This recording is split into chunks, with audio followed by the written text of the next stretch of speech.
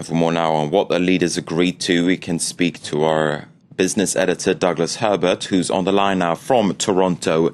So, Douglas, despite the semblance of unity, some critics are already saying that the G20 lost some of the unity that they displayed during the financial crisis.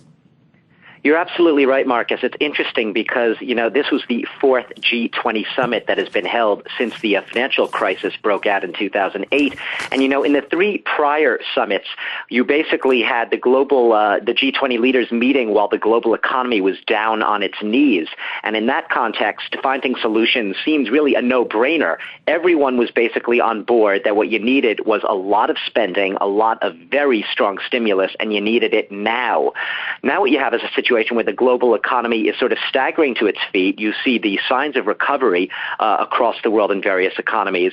But at the same time, all that spending that the economies carried out during the crisis in order to create jobs, in order to try to spur growth, has created enormous debt and deficits. That is one of the reasons why you have a situation in which many people, especially a European bloc led by Germany and Britain, were arguing for wielding that deficit-cutting axe, basically bringing down those debt and deficits, yet lest you create a new situation that imperils the global economy. However, you had Barack Obama at the same time coming in, Marcus, and sending just the opposite message, saying that stimulus was really needed now. If you let up on the stimulus too soon, you risk stymieing growth and you risk a double-dip recession at the time you least want to see that. Ahead of the G20 summit, Douglas, there was lots of chatter about the need for financial reform and for tighter rules when it came to banking and for bankers when it comes to bonuses, for instance. What happened on that front?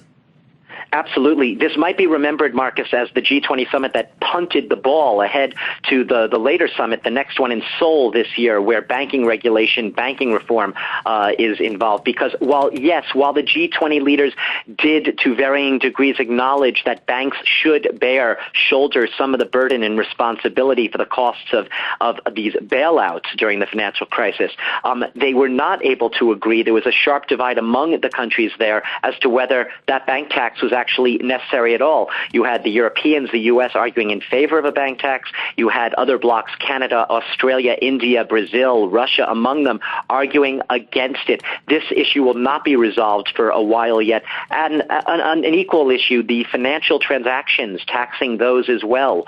That is an issue that's going to be punted down the road as well. It could be several years yet before we really see concrete banking legislation of this kind, taxing financial transactions actually on the books.